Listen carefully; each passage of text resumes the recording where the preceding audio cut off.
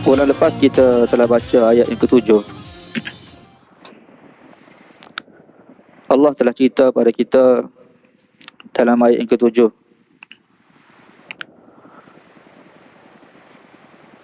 ibu Nabi Musa telah melepaskan anak dia, Musa telah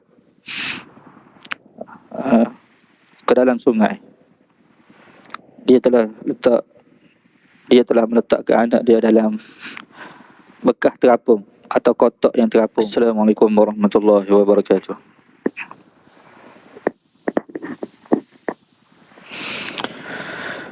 Alhamdulillahirabbil alamin.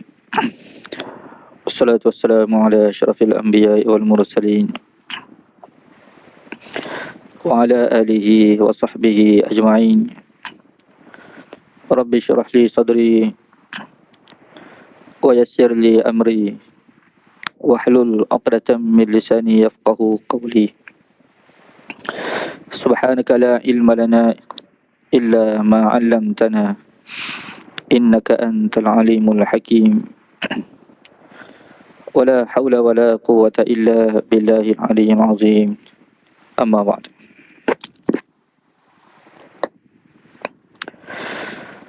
Tuan-tuan, puan-puan, muslimin, muslimat, ahli jemaah yang dirahmati Allah Subhanahu wa taala. Kita sambung pengajian kita pada pagi ini,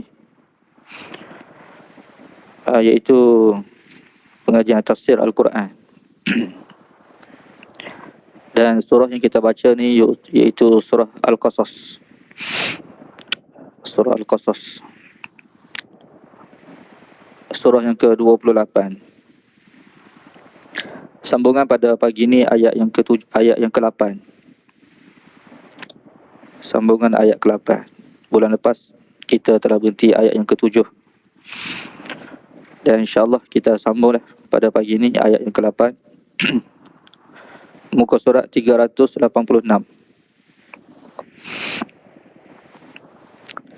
Allah berfirman,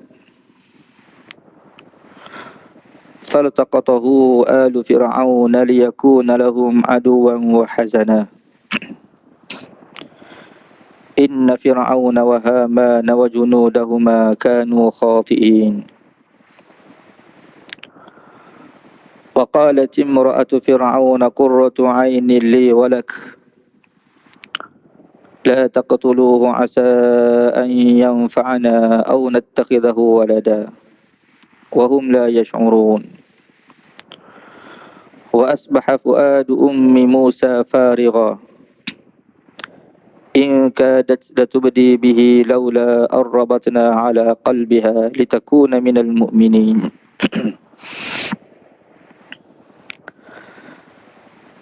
Bulan lepas kita telah baca ayat yang ketujuh.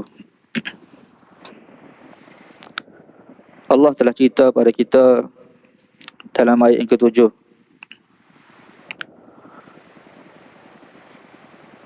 ibu Nabi Musa telah melepaskan anak dia, Musa telah ke dalam sungai. Dia telah meletakkan anak dia dalam bekas terapung atau kotak yang terapung, ya. Dan dia telah lepaskan anak dia ke dalam sungai. Dengan kudrat Allah Subhanahu wa taala, Musa ni yang masih dalam keadaan bayi, kotak tu telah sampai ke kawasan tempat mandi manda, ya, Fir'aun dah, sungai Nil tu. Memang sungai Nil ni mengalir di bawah istana Fir'aun. Di bawah tu makna bahagian bawah lah istana tu, sungai Nil. Kenapa? Sebab dalam ayat yang lain tu Allah sebut, Fir'aun telah bagi tahu kepada kaumnya, kamu tidak tengok ke Nil ini tajri min tahti, mengalir di bawah tapak kaki aku, dia kata. Maknanya kedudukan istana Fir'aun ketika itu dekat dengan sungai lah, dan bahagian bawah, yang mana Fir'aun atau pekerja-pekerja dia apabila sentiasa bermandi-manda di situ. Jadi Allah Subhanahu Wa Taala telah membawa bayi Musa ni, kita sebut bayi Musa lah, ya, kepada tempat yang paling bahaya sekali. Kepada tempat yang paling bahaya. Sepatutnya dari sudut logik akal lah. Dari sudut logik akal ni, sepatutnya ke arah jauh lah, bukan ke arah dekat. Kalau kita guna akal kita ni untuk bayi itu selamat, sepatutnya semakin jauh daripada Fir'aun. Tapi Allah Ta'ala nak zahirkan kudrat dia, ya, dan Allah Subhanahu Wa Ta'ala nak bagi tahu kepada manusia ni bahawa dia berkuasa. Berkuasa apa saja, nak buat apa saja. Ya. Ada je Allah Subhanahu Wa Ta'ala tengok dengan kudrat dia ni, Allah Ta'ala telah, ya, membawa bayi Musa tu ke tempat yang paling bahaya sekali, kepada manusia yang paling bahaya sekali. Manusia yang nak bunuh dia tu lah. Tapi Allah Subhanahu Wa Ta'ala nak ajar pada kita, hidup mati ni di tangan Allah. Kalau Allah Subhanahu Wa Ta'ala tidak menghendaki seseorang tu mati, buat macam mana pun tak mati. Sungguh. Sebagaimana dalam kisah Ashabul Ukhdud, Allah Ta'ala cerita dalam surah yang lain. Dalam surah Al-Buruj, ya, surah Al-Buruj, ya, was-sama'i dzatil buruj. Di situ ada satu kisah Ashabul Ukhdud. Qutila Ashabul Ukhdud an-nari dzatil waqud idhum 'alaiha qu'ud. Cuma dalam ayat tu Allah Subhanahu Wa Ta'ala cerita ringkas lah, tidak panjang. Tapi dalam hadis Nabi, hadis sahih riwayat Muslim, Nabi SAW cerita dengan panjang lebar. Yang mana seorang raja ni, dia nak bunuh seorang budak tu. Nikah lah, kita tidak nak cerita panjang. Nak bagi tahunya, raja ni dia nak marah kepada seorang budak ni, dia arahkan bunuh budak ni. Pegawai telah bawa budak ni naik atas gunung. Akhir sekali bukan budak tu mati, pegawai dia mati. Budak tu balik semula istana. Terkejut raja. Dalam hadis, Nabi cerita dalam hadis. Lepas tu dia arahkan pula pegawai lain, bawa budak ni ke laut, dia kata. Campur dalam laut. Bawa pergi ke laut. Akhir sekali budak tu hidup, yang bawa tu mati pula. Balik semula ke istana. Sehingga budak tu, budak lagi, kanak-kanak lagi, dia kata kepada raja, tuanku tidak akan boleh bunuh saya, kecuali kalau tuanku nak bunuh saya, tuanku kena ikut arahan saya. Tak bijak budak ni, ya. Pertama dia kata, tuanku sendiri kena bunuh saya, orang lain tidak boleh. Yang kedua, tuanku kena kumpul semua manusia, semua rakyat lah, ya, biar semua hadir. Yang ketiga, tuanku kena bunuh saya di tengah-tengah pandangan mereka ni, maknanya supaya semua mereka boleh tengok saya ni mati. Yang keempat, di waktu tuanku nak melepaskan anak panah ni, tuanku kena sebut, dia kata. Kena sebut apa dia? Bismillah Rabbi hadzal ghulam. Kuat-kuat, supaya semua manusia ni dengar, dia kata. Raja ni dia nak marah sangat kepada budak ni, dia buat dia ikut satu-satu arahan. Sehingga kepada ni, perkataan ni, Bismillah, dengan nama Allah, Tuhan kepada budak ni, Rabb kepada budak ni. Lalu Nabi SAW cerita, bila dia panah saja, anak panah tu kena pada pelipis ni, mati. Ya. Setelah budak ni mati, semua penonton ni, rakyat ketika itu, semua beriman kepada Allah Subhanahu Wa Ta'ala. Di sini Allah Ta'ala nak ajar bagaimana pengorbanan seorang budak ni. Dia bunuh seorang budak, ratusan, ribuan manusia masuk Islam, beriman kepada Allah Subhanahu Wa Ta'ala. Kenapa? Nak bagi tahu Tuhan kepada budak ni, Allah Subhanahu Wa Ta'ala. Dengan nama Allah, Tuhan budak ni. Makna raja tu bukan Tuhan, sebab raja tu bagi tahu dia sebagai Tuhan. Dah, ni Tuhan, budak ni. Mana Tuhan sebenarnya, Tuhan kepada budak ni, yang mematikan, menghidupkan. Lalu ketika itu ramai manusia ni masuk Islam, ikut ajaran budak ni. Mana Allah Ta'ala matikan seorang hamba dia, ratusan atau ribuan manusia ketika itu masuk Islam pula. Ni pengorbanan seorang budak, supaya kita semua ambil pengajaran. Ketika tu raja marah, ya, dia gali parit, dia bakar api dalam parit telaga tersebut. Parit lah, parit Ukhdud tu mana parit, Dalam. Api ada dalam tu. Campur seorang-seorang masuk. Yang mana beriman ni, kena bakar. Nabi cerita ada seorang perempuan bersama dengan anak dia tu, tak mahu. Dia rasa berat nak masuk sebab anak dia tu ada sekali Allah Subhanahu Wa Taala dengan kudrat dia menjadikan anak dia ketika itu boleh bercakap. Dia kata, masuklah ibu-ibu di antara orang yang benar. Terjun sekali dengan anak dia dalam api tu. Dalam hadis Nabi cerita. Ini pun antara peristiwa pelik juga. Budak boleh bercakap. Dalam Quran, Allah Subhanahu Wa Taala cerita ada budak boleh bercakap. Siapa dia? Nabi Isa AS. Kecil lagi, boleh bercakap. Itu kita cerita lain kali. Di sini kita nak cerita, ya, Allah Subhanahu Wa Taala ni lah yang menghidupkan, mematikan. Kalau kita nak bunuh seseorang, kalau Allah Taala tidak menghendaki hamba tu mati, tak mati dia. Buat macam mana pun tak mati. Di sini pun sama juga. Yang Fir'aun bunuh tu, ayalah bunuh tu, itu bayi yang tidak bahaya, tidak membahayakan kerajaan dia. Mana kalau dia tidak bunuh pun tak apa. Yang sepatut dia bunuh siapa dia sebenarnya? Musuh ni lah.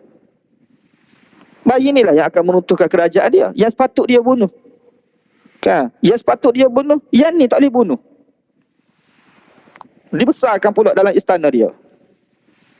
Ribuan bayi, ratusan bayi yang dia bunuh tu tidak bahaya. Kalau tidak bunuh pun tak apa. Di sini kesilapan Fir'aun. Allah Subhanahu Wa Taala cerita pada kita ni supaya kita ambil pengajaran. Jadi apabila bayi ni sampai ke kawasan istana ni, Allah Subhanahu Wa Taala pun cerita dia. Faltaqatahu alu Fir'aun. Ya. Pekerja-pekerja lah kita terjemah. Pekerja-pekerja yang ada di sungai ketika itu telah mengambil bayi tersebut. Ambil bawa kepada Fir'aun. Ambil bawa kepada Fir'aun. Allah Ta'ala cerita dengan sebab dia ambil ni lam lil aqibah dalam bahasa Arab bagi. Lam lil aqibah tu liyakuna lahum, mengakibatkan perbuatan mereka mengambil bayi itu, mengakibatkan bayi itu menjadi musuh kepada mereka. Mana mereka ambil musuh mereka sebenarnya. Cuma musuh tu dalam keadaan kecil lagi. Musuh apa? Musuh kepada Fir'aun tu dah. Musuh pada Fir'aun. Kita dapat tahu musuh pada Fir'aun ni apabila musuh tu besar ketika tu. Fir'aun nak bunuh dia ketika tu. Dia. Kalau dia bunuh ketika ni, mana tidak berlaku lah peristiwa tu kan. Jadi apabila dia ambil dan dia tidak bunuh. Kenapa dia tidak bunuh? Allah Ta'ala ceritakan datanya. Kita akan baca nanti. Ia mengakibatkan perbuatan mereka mengambil bayi Musa ni. Musa tu menjadi musuh pada mereka. Wahazana, dan duka cita pada mereka. Duka cita ni, duka cita apa? Runtuh kerajaan dia. Runtuh kerajaan dia. Dan sebelum runtuh kerajaan dia ni, Allah Subhanahu Wa Taala jadikan Fir'aun tu dalam keadaan duka cita. Kenapa? Ramai manusia-manusia ketika itu ikut Nabi Musa AS, menyebabkan dia rasa sedih, dia rasa kecewa, dia rasa nak marah terusnya. Allah Subhanahu Wa Taala ni di antara azab yang Allah berikan kepada Fir'aun sebelum Allah Subhanahu Wa Taala azab Fir'aun dengan azab yang dahsyat lah. Itu apa dia? Ni hati yang tidak tenang. Hati yang tidak tenang. Itu salah satu daripada bentuk azab juga. Tak tenang. Apabila Musa ada di Mesir ketika itu, menjadikan Fir'aun tidak tenang. Kenapa tidak tenang? Sebab hari-hari tengok. Tidak hari-hari lah. Maknanya semakin hari pengikut Musa semakin bertambah. Semakin hari semakin bertambah. Semakin ramai. Sehingga Fir'aun nak marah sangat-sangat. Akhir sekali dia nak bunuh pula siapa-siapa. Bayi-bayi, kanak-kanak, anak-anak kepada pengikut Musa. Di sini dia nak bunuh anak-anak lelaki. Anak-anak lelaki kerana pada apa yang diberitahu kepada Fir'aun ni, anak lelaki tersebut akan ada seorang ni akan meruntuhkan kerajaan dia. Ini pembunuhan kali pertama. Kali kedua, Allah Subhanahu Wa Taala cerita dalam surah lain, dalam ayat lain, Fir'aun nak bunuh anak pengikut Musa. Kan? Untuk menghalang manusia-manusia mengikuti Nabi Musa AS. Tujuan Fir'aun bunuh tu, kenapa? supaya manusia tidak ikut Musa. Kalau ikut Nabi Musa, mati anak. Bukan mati pengikut tu, tidak, anak tu mati. Kalau kita di tempat tu macam mana tu, Ustaz? Jadi Bani Israel yang mengikuti Nabi Musa, anak dia akan dibunuh. Anak dia akan dibunuh. Berlaku pula kali yang kedua, pembunuhan bayi. Jadi sekurang-kurangnya Allah cerita dalam Quran ni 2 kali berlaku pembunuhan bayi. Jadi sedih lah duka cita dia. Kerana apa? Adanya Nabi. Sepatut gembira kan? Sedih bagi musuh kan? Bagi musuh. Seperti mana golongan Quraisy, musyrikin Mekah ketika itu. Sebelum kedatangan Nabi, okey, tak ada masalah apa kan? Apabila Nabi SAW datang kepada mereka, mereka jadi sedih, mereka jadi sakit hati, mereka jadi nak marah. Akhir sekali mereka nak bunuh Nabi SAW. Jadi satu kesedihan. Kepada siapa dia ni? Kepada musuh Islam. Kan? Macam kita sekarang tu, apabila tengok Islam berkembang kan? Orang Islam gembira, suka. Tapi bagi orang kafir yang tidak suka pada Islam, mereka tidak suka, mereka sedih.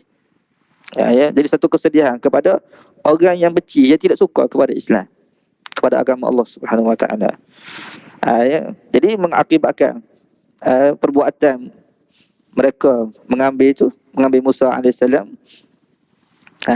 mereka berada dalam keadaan ni lah, permusuhan dengan puak-puak kaum Kibti tu, kaum Sibti. Sibti itu mana kaum Bani Israel lah. Dan kesedihan bagi mereka. Dan Allah Ta'ala pun cerita, inna Fir'aun, sesungguhnya Fir'aun, wa Haman, dan juga Haman, Perdana Menteri Fir'aun. Haman ni Perdana Menteri. Wa junudahuma, dan juga tentera-tentera. Dan juga tentera-tentera kedua-dua mereka. Jadi tiga nama ni lah Allah Ta'ala sebut dalam Quran ni. Kerana ini kekuatan Fir'aun. Kekuatan Fir'aun dan orang yang paling rapat dengan Fir'aun. Sebab Fir'aun ni kekuatan dia pada orang yang paling rapat sekali. Orang paling rapat, menteri-menteri dia dan juga tentera-tentera dia. Tentera Fir'aun ni Allah sentiasa sebutlah dalam Quran. Sebut Fir'aun, sebut tentera Fir'aun. Sebab tentera ni kekuatan kepada kerajaan. Kekuatan kepada kerajaan. Kerajaan kita pun kuat kerana tentera tu kuat. Dia bukan atas dasar tubuh tu. Tubuh ni sama ya. Tubuh manusia ni kan, dia raja ke, dia Perdana Menteri ke, dengan rakyat biasa, dari sudut kekuatan tubuh sama ya. Jadi kekuatan dari sudut kuasa tu, arahan dia, itu tentera. Tentera. Dan tentera ni satu perkara yang perlu diambil kira oleh mana-mana kerajaan sekalipun. Apabila di tubuh satu kerajaan, jadi tentera tu. Jadi perlu fikir macam mana dapat dia tentera tu kuat lah, dari sudut jumlah ketenteraan dan senjata. Dan perkara ni pun sikit sebanyak Allah Ta'ala cerita dalam Quran. Allah Subhanahu Wa Ta'ala bagi isyarat kepada kerajaan ni supaya fikir tentang ketenteraan dalam pemerintahan. Jadi tentera-tentera mereka berdua, Haman ni orang yang paling rapat sekali lah dengan Fir'aun, Perdana Menteri Fir'aun. Dan Fir'aun ni sentiasa tanya, minta pendapat daripada Haman dan memberi arahan kepada Haman.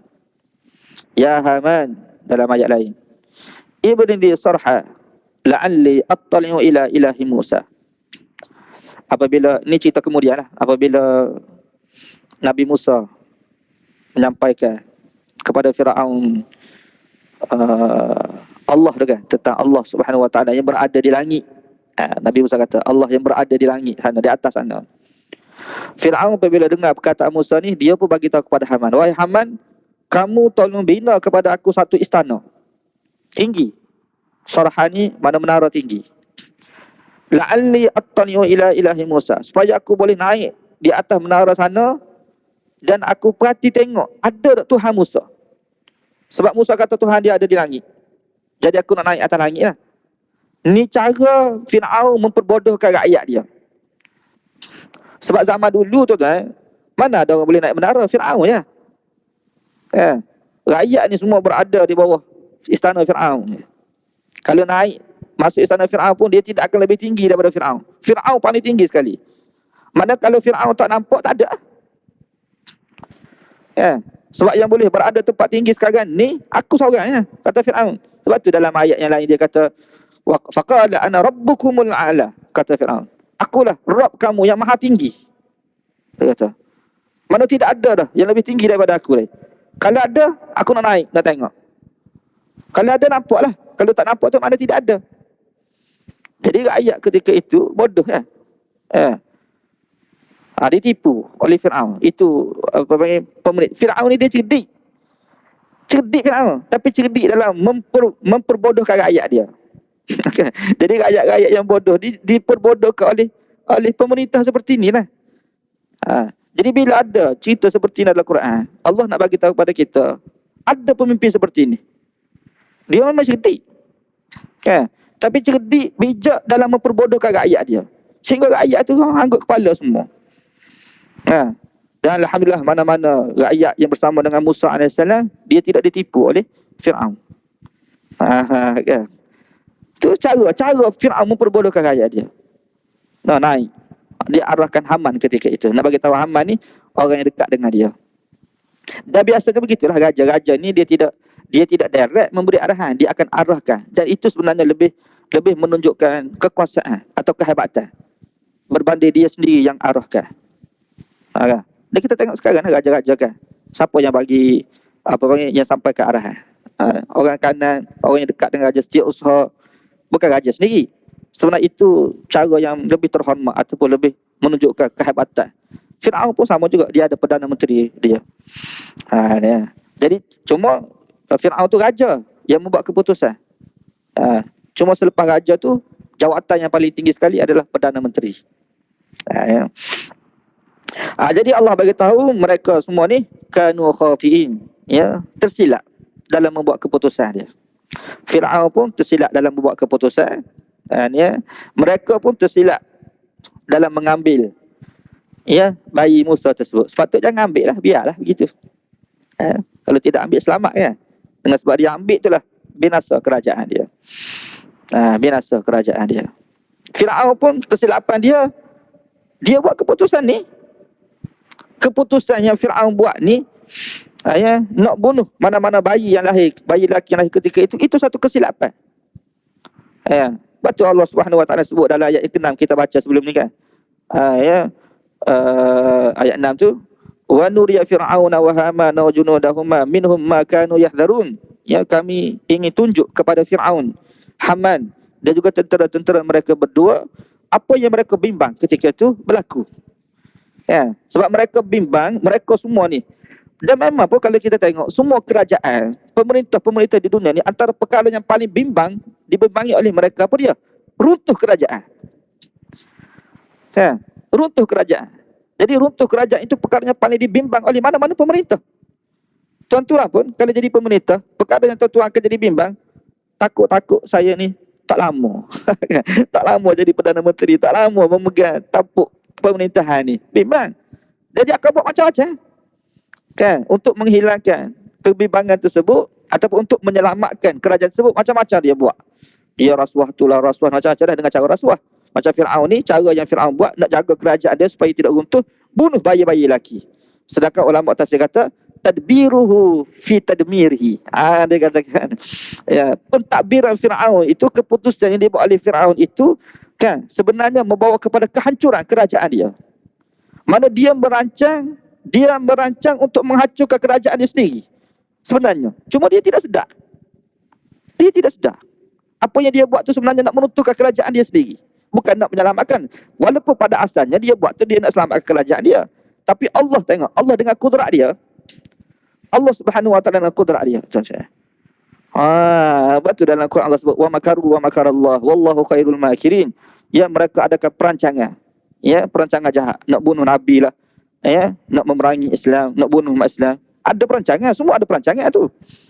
Dan Allah sebagai tahu wa makarallah wa makaru wa makarallah. Allah pun ada perancangan dia juga. Dan Allah lah sebaik-baik zat yang membuat perancangan, yang merancang. Jadi Firaun merancang nak menyelamatkan kerajaan dia. Allah Subhanahu Wa Taala jadikan perancangan nak menyelamatkan kerajaan dia, itulah sebenarnya perancangan nak meruntuhkan kerajaan dia. Cuma la yash'urun, mereka tidak sedar.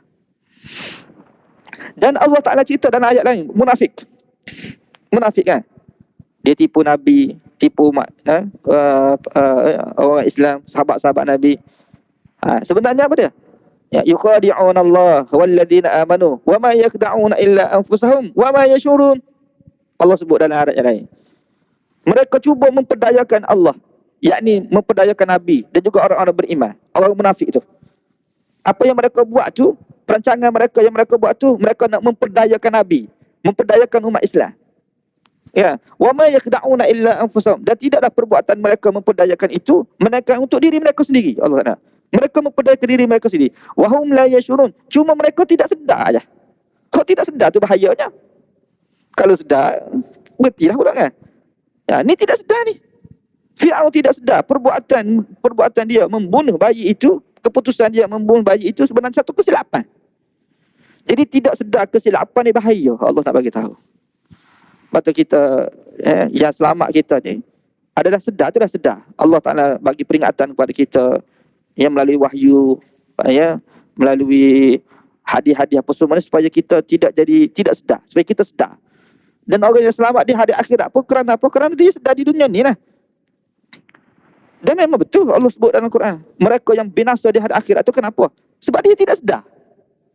Dia tidak sedar dia masuk neraka. Perbuatan dia tu menyebabkan dia masuk neraka. Tidak sedar. Hoi, bahaya ni. Kan? Tidak sedar, tidak tahu, wahum la ya'lamu. Mereka tidak tahu pun. Ni ada beberapa sifat bahaya dalam Quran ni. Bagi orang yang melakukan dosa. Pertama tu dia buat dosa, dia tidak sedar. Tak tahu langsung. Tak tahu, tak sedar. Mana perbuatan dia tu masuk neraka. Ni bahaya. Yang kedua tu dia sedar. Dia tahu. Tapi dia buat-buat tak tahu. Tak boleh juga. Kan? Yang tadi tak tahu langsung. Tak tahu tutup aurat tu, dedah aurat boleh masuk neraka, tinggal solat boleh masuk neraka. Dia tak sedar, dia tak tahu. Tak sedar tu pun tidak tahu. Yang kedua dia tahu. Tahu saja. Tapi macam tak tahu juga. Tahu dedah aurat tu dosa, tapi dia buat tak tahu juga. Dia buat macam dekat, sepatutnya kalau dah tahu kan tutup aurat kan? Ada. Ni bahayanya. Yang paling bahaya sekali Allah Ta'ala sebut dalam Quran, dia rasa perbuatan dia tu baik. Ni Allah Ta'ala sebut, wa zayyana lahumus syaitanu a'malahum. Syaitan memperhiasi perbuatan mereka tu nampak baik. Sehingga dia rasa tu perbuatan buruk dia buat yang boleh mengakibatkan dia masuk neraka tu, dia rasa baik. Kalau manusia sampai tahap ni bahaya dia. Dia lagi payah nak sedar ni. Sebab dia rasa baik. Dedah aurat tu baik, tak solat tu baik, tak keluar zakat tu baik. Wala yahsabanna alladhina yabkhuluna bima atahumullahu min fadli huwa khairan lahum. Janganlah orang-orang bakhil yang menahan harta mereka daripada keluarkan zakat. Mereka sangka perbuatan mereka itu baik untuk mereka. Kita contoh kita tak keluar zakat kan? Ni aku kalau aku keluar zakat ni miskin aku. Jadi dia kata baik aku tak payah keluar. Jadi dia rasa tak keluar zakat tu baik untuk dia sebab dia boleh guna harta tu macam-macam. Baik, rasa baik. Bahaya semua ni. Jadi supaya kita tidak berada dalam keadaan situasi seperti ni, Allah berikan kepada kita panduan daripada wahyu ni supaya kita sedar perbuatan kita tu. Perbuatan ni bahaya. Saya tak boleh buat macam ni. Sebab orang beriman kepada Allah Subhanahu Wa Taala, di antara sifat yang menyelamatkan mereka di hari akhirat ni, sifat ni dia sedar. Saya tak berani buat. Walaupun orang tidak tahu pun. Dia sedar tu. Ini kesilapan Firaun. Kesilapan di sini makna dia tidak sedar. Perbuatan dia tu membahayakan diri dia sendiri. Membahayakan kerajaan dia sendiri. Di sini Allah Ta'ala zahirkan kudrat dia ni. Kudrat Allah Subhanahu Wa Taala. Dia Quran ni tu sebenarnya Quran ni. Antara kehebatan Quran. Bila kita baca Quran ni, kita akan nampak hebat Allah. Guru saya pun dia pesan kalau mengajar Quran, dia kata jangan sesekali hurai ayat Quran ni sehingga nampak hebat makhluk. Jangan. Allah tidak suka. Dia baca kitab Allah, dia hurai kitab Allah, hebat Allah tak nampak, hebat makhluk nampak. Jadi tak sampai masuk Quran. Jadi kita baca Quran ni, kita cerita hebat Allah. Allah Ta'ala tidak suka kita cerita hebat kita, saya hebat, makhluk tu hebat. Tidak hebat. Dia hebatnya Allah. Jadi kehebatan yang ada pada makhluk tu, kehebatan siapa? Allah. Bukan makhluk. Jadi cerita kehebatan Allah. Ya. Waktu bila kita baca Al-Quran, kita nampak Allah hebat. Bukan saya hebat. Saya tak ada hebat apa tu. Jadi kalau saya mengajar, tuan-tuan nampak saya hebat, saya silap. Dosa saya. Jadi saya kena hurai ayat Quran ni supaya nampak Allah hebat. Ya. Itu agama Allah. Cerita tentang kehebatan Allah SWT. Dalam Quran tuan-tuan baca daripada awal sampai akhir, Allah cerita dia hebat. Dia cipta langit, dia cipta bumi, dia cipta tu, dia semua dia buat. Tak ada makhluk buat, dia semua buat. Sebab apa? Ini kalam Allah. Kita Allah Subhanahu Wa Taala. Kita Allah cerita tentang kehebatan Allah Subhanahu Wa Taala. Jadi siapa-siapa yang mengajar kita Allah, cerita tentang kehebatan makhluk, silap dia, salah dia. Dia kena cerita tentang kehebatan Allah Subhanahu Wa Taala. Jadi di sini Allah zahirkan kehebatan dia, kudrat dia. Ni supaya kita nampak Allah tu hebat. Bukan Nabi Musa hebat. Dan kita bukan kita baca Quran tu, kisah Nabi Musa ke, kisah Nabi Ibrahim ke, kisah Nabi Isa ke, dan kisah-kisah siapa, kita tidak nampak makhluk tu hebat. Kita akan nampak Allah hebat. Kan? Cerita tentang Nabi Musa, bukan Nabi Musa hebat, Allah hebat. Nabi Musa manusia biasa. Bila manusia, makhluk, sifat dia sama, lemah. Semua makhluk bersifat lemah. Antumul fuqara'u ilallah. Kamu semua ni faqir, miskin pada Allah Subhanahu Wa Taala. Jadi apabila datang bayi Musa AS kepada Fir'aun, ulama tafsir kata Fir'aun pada asalnya memang dia nak bunuh Musa, bayi ni. Sebab dia memang dia tidak suka pada bayi lelaki. Kerana arahan dia sebelum ni, sebagaimana dia arahkan sebelum ni. Mimbar dia, takut kerajaan dia runtuh, memang dia nak bunuh. Mana-mana bayi lelaki Bani Israel, bunuh. Itu arahan yang dia keluarkan kepada tentera-tentera dia. Sepatut bunuhlah. Dan ulama tafsir kata pada peringkat permulaan memang Fir'aun nak bunuh bayi ni bila dibawa kepada dia. Tapi bagaimana Allah Ta'ala dengan kudrat dia jaga Musa AS? Bagaimana? Di sini. Ya. Allah Subhanahu Wa Ta'ala jadikan isteri dia, Asyah binti Muzahim. Nama ni di antara nama yang disebut oleh Nabi SAW dalam hadis, antara perempuan hebat lah. Perempuan hebat ahli syurga ni. Inilah isteri Fir'aun. Asyah nama dia. Asyah tu Nabi sebut dalam hadis. Jadi kalau letak nama anak Asyah tu elok sangatlah. Mudah-mudahan sifat Asyah tu pun ada pada anak kita. Asyah nama dia. Jadi waqalat imra'atu Fir'aun, berkata isteri Fir'aun, Asyah binti Muzahim. Dia kata kepada Fir'aun, Allah Subhanahu Wa Ta'ala jadikan. Allah Ta'ala campurlah. Bila dia tengok bayi ni, bila Asyah tengok bayi ni, bukan Asyah tidak pernah tengok bayi-bayi lain. Pernah tengok. Tapi bila dia tengok bayi ni, dia rasa lain macam. Di sinilah Allah Ta'ala cerita, waqalat imra'atu Fir'aun, berkata isteri Fir'aun, Asyah binti Muzahim. Dia kata kepada Fir'aun, dia kata apa? Qurratu 'ainin li walak. Dia kata bayi ni penyejuk mata aku dan juga mata kamu, dia kata. Penawar hati dia, penawar hati lah. Penawar hati, istilah kita ni penawar hati, penyejuk hati ni sejuk mata, kita tengok sejuk mata. Atau tenang hati kita. Dan ini adalah nikmat utama dalam keluarga ni sebenarnya. Qurratu a'yun. Sebab tu Allah Subhanahu Wa Ta'ala ajar kepada kita satu doa tu dalam ayat yang lain dalam surah Furqan. Doa ni doa yang Allah ajar kita sini supaya kita baca. Rabbana hab lana min azwajina wa dhurriyyatina qurrata a'yun. Waj'alna lil muttaqina imama. Tu. Ya Allah, kurniakanlah kepada kami pasangan kami dan zuriat-zuriat kami, dua ni. Pasangan kita sama ada suami ataupun isteri dan anak-anak kita ni penyejuk mata. Penyejuk mata ni tuan-tuan sini apa maksud? Kita tengok tu kita rasa tenang. Kita tengok kita rasa sejuk hati, tengok isteri, tengok anak. Ni dak tengok isteri pun sakit kepala dah kita. Dah berjabat sakit kepala dah, balik-balik tengok isteri sakit kepala lagi. Lepas tu kadang-kadang suami tak mahu balik tu kan. Dia kata aku ni kalau balik ni tak tengok isteri lagi, tengok selipar tu sakit kepala dah. Jadi musibah tu, azab. Jadi kebahagiaan kita sebenar tu di situ lah. Dia bukan comel. Tidak, Allah Subhanahu Wa Ta'ala tidak ajar comel wuduh ni, tidak. Penyejuk mata. Mana kalau suami, kalau isteri tu gelak kata tak comel dah kan. Dia sudah saya. Tapi kita tengok tu sejuk mata.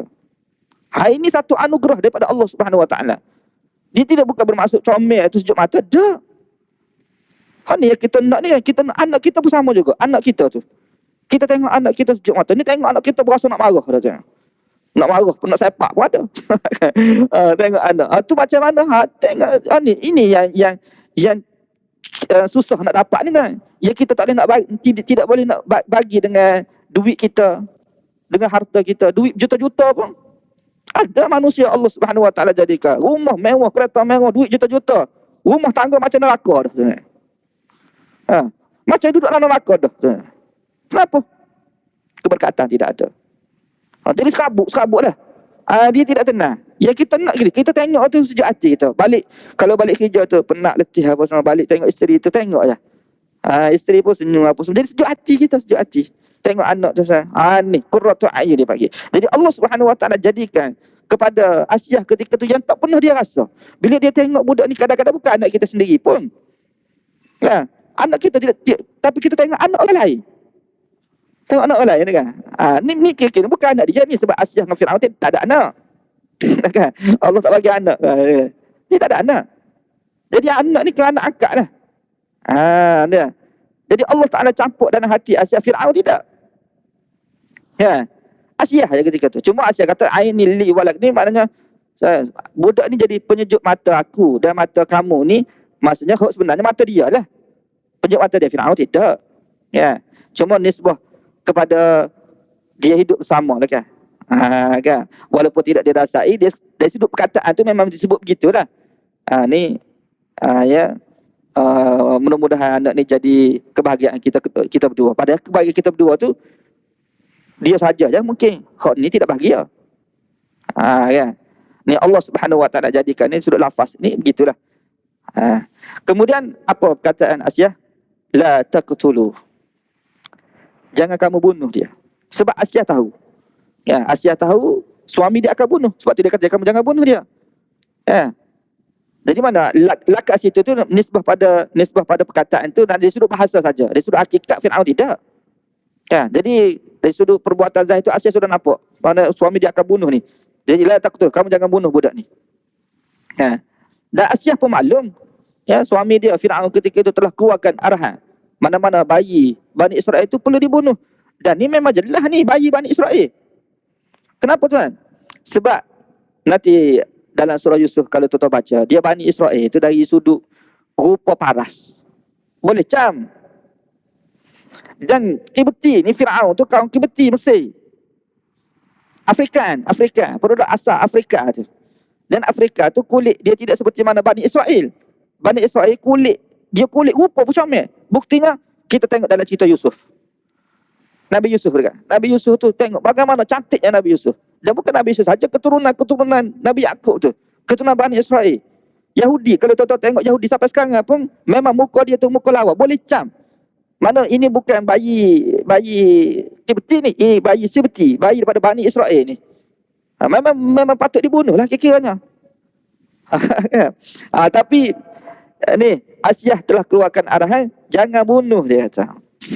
Jangan bunuh. Kenapa? Bila jangan bunuh ni, Firaun tidak bunuh. Firaun tidak bunuh. Tengok hebat dia seorang isteri ni. Firaun telah arahkan tentera-tentera dia dengan kuasa yang ada pada dia ni, bunuh mana-mana lelaki. Tapi bila isteri dia arahkan dia jangan bunuh, dia tak bunuh. Dia tak bunuh. Dan ulama tafsir sebut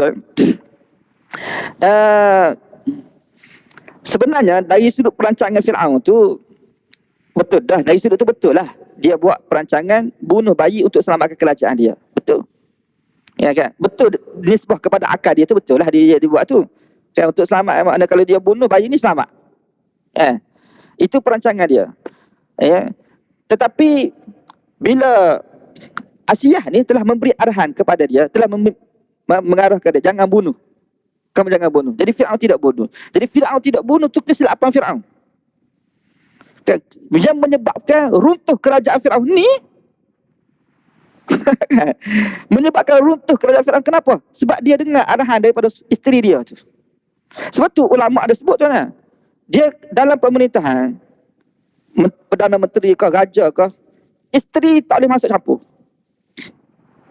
Dia kalau isteri masuk campur dalam pentadbiran, ya, habis rosak. Kecuali isteri itu juga menteri, tak apa.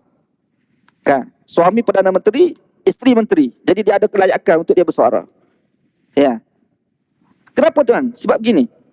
Dia dalam pentadbiran ni, kadang-kadang Allah bagi kepada pemimpin satu ilham. Dalam kepala otak dia ilham. Yang mana ilham ni orang lain pun mungkin tak faham. Kan? Menteri-menteri kata manusia-manusia tidak faham. Dia sebagai seorang, kita kata raja ke, pemerintah, dia ada satu ilham. Kan? Sebab yang mana ilham ni dia boleh buat keputusan melalui ilham dia tu dah. Kan? Tetapi kalau isteri ganggu, gugat tu, campur aduk, campur tangan, dia akan jadi terganggu. Kan? Jadi rosak pentadbiran. Kan? Sebab tu isteri ni kalau bersama dengan suami, kalau suami tu Perdana Menteri, dia hanya boleh teman saja. Kacau jangan.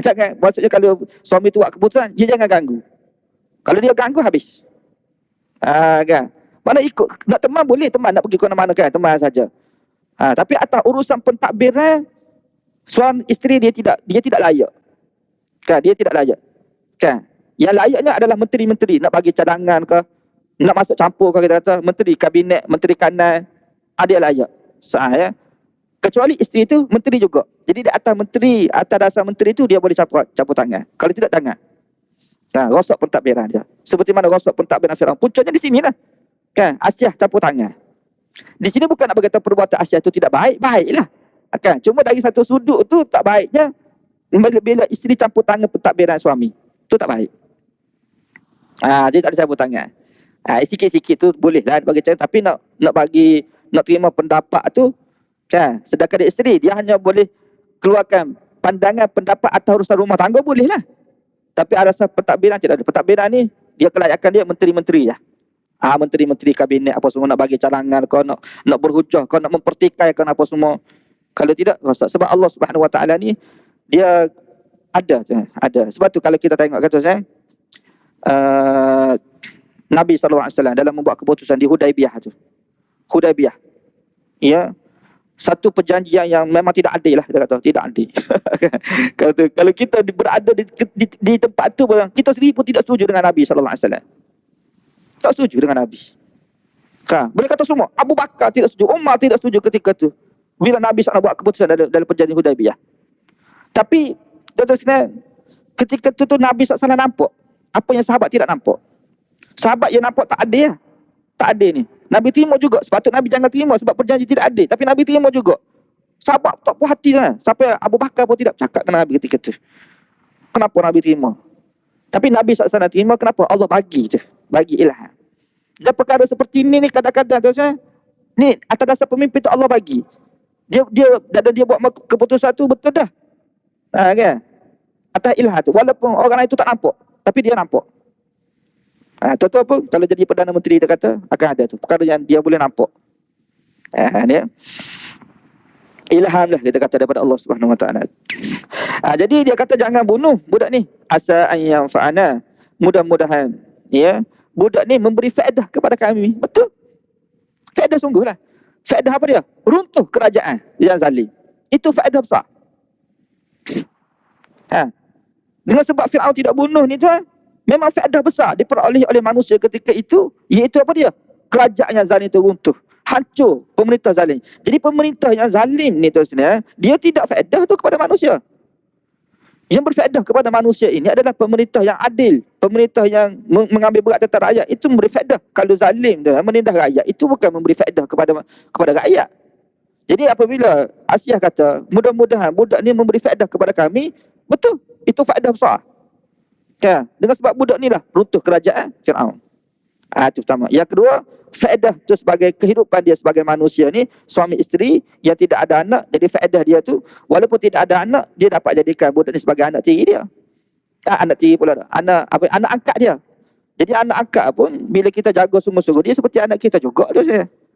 Ya, cuma dari sudut aurat tu perlu dijagalah. Sekarang hukum kita sekarang. Tapi dari sudut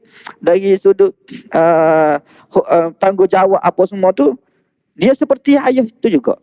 Ya. Bila ayah akak tu dia ambil berat tentang anak akak dia. Jadi anak akak tu dia bila dia besar tu dia perlu tanggungjawab juga pada ayah akak dia. Ya. Jadi ada faedah. Jadi kalau kita tidak ada anak pun, kita boleh ambil siapa-siapa jadi anak akak kita. Dan kita boleh curahkan kasih sayang kepada anak akak tersebut. Dan dia pun jadi penghibur hati kita juga terusnya. Itu faedah. Dari sudut kehidupan dunia tu dapat faedah. Dari sudut faedah yang lebih besar lagi, itu runtuh kerajaan Firaun dengan sebab budak ni lah. Sebab Musa ni. Au nattakhidahu walada, ataupun kita dapat ambil dia sebagai anak akak kita. Kan? Ittakhadha walada ni makna mengambil dia sebagai anak. Kan? Kenapa tu? Sebab dia bukan anak kita. Jadi kita ambil dia sebagai anak kita. Jadi kita terjemah anak akak. Jadi kita boleh ambil dia sebagai anak akak kita. Wahum la yash'urun, hal keadaan mereka tidak sedar pun budak ni yang mereka nak ambil sebagai anak akak ni sebenarnya yang akan meruntuhkan kerajaan dia. Kalau dia sedar, dia tak buatlah seperti ni kan. Tak sedar. Jadi dengan sebab tidak sedar ni lah binasa kehidupan seseorang tu. Oleh kerana itulah kita belajar, kita talaki ni supaya kita jadi manusia yang sedar, bukan tidak sedar, tidak. Jadi kita nak sedar ni melalui majlis-majlis ilmu ni lah. Tanpa majlis ilmu kita tidak sedar lah. Kita tidak sedar. Peringatan, tazkirah apa semua tu. Sebab tu penting tazkirah ni. Wa dzakir fa inna dzikra tanfa'ul mu'minin. Berilah peringatan. Sesungguhnya peringatan itu berfaedah kepada orang beriman. Faedahnya apa dia? Kita sedar lah. Kita sedar. Kadang-kadang kita ni bukan tak tahu. Tapi tahu kita tu tidak lama. Buktinya, sekali kalau balik kat rumah, isteri tanya, Ustaz mengajar apa subuh tadi? Tak tahulah kata. Mudah jawab, tak tahulah. Tak tahu. Bukan tak tahu, sebenarnya tak ingat. Jadi tak ingat tu macam tak tahu juga kita. Padahal tu baru je 2-3 jam. Lepas tu yang 10 tahun lalu, 20 tahun lalu, yang kita belajar. Kita kalau macam Imam Bukhari, tak apa tu Imam Bukhari, dia dengar sekali tu ingat sampai bila-bila dah. Kita dengar 10 kali, 100 kali pun tak ingat sampai bila-bila. Tu kita punya tarah akal kita sekarang ni. Sebab tu penting kita ni bagi tazkirah kan. Kena ada majlis ilmu ni supaya kita sentiasa sedar, sentiasa ingat. Walaupun semalam, walaupun benda yang sama, kadang-kadang macam contoh tafsir ni kalau ustaz lain mengajar surah sama je kan. Tapi sekurang-kurangnya kita sedar, kita tidak lupa. Kan? Tu manusia ni kadang-kadang dia lupa sampai tu tak dia lupa, dia tu dia rasa macam tak pernah buat, tak pernah ingat, tak pernah belajar. Padahal dia pernah belajar dah. Tahu tak ingat rasa tak pernah buat kata. Tak pernah belajar. Tu kita punya tahap. Manusia kan, nama pun manusia, insan kan. Sifat dia tu lupa. Jadi Allah Subhanahu Wa Taala adakan ni tazkirah yang utama dalam hidup kita ni Quran. Supaya kita sedar, sentiasa ingat. Sebab tak sedar tu bahaya. Bagi kita bahaya tu. Wallahu alam. Kita berhenti sini insya-Allah ayat yang ke-9 surah Qasas, dan insya-Allah kita akan sambunglah dalam kuliah akan datang ni ayat yang seterusnya insya-Allah. Sekadar ni untuk pagi ni apa yang baik daripada Allah Subhanahu Wa Taala, segala kelemahan kekurangan itu daripada diri saya sendiri, minta ampun kepada Allah, minta maaf dari Tuhan. Kita berjumpa lagi insya-Allah. Wabillahi taufiq wal hidayah. Assalamualaikum warahmatullahi wabarakatuh. Alhamdulillahirabbil alamin wassalatu wassalamu ala asyrafil anbiya'i wal mursalin wa ala alihi wa sahbihi ajma'in. Allahumma faqihna fid din wa 'allimna at-ta'wil wa hdina ila sawa'is sabil. Rabbana atina fid dunya hasanah wa fil akhirati hasanah wa qina azabannar. Alhamdulillahirabbil alamin.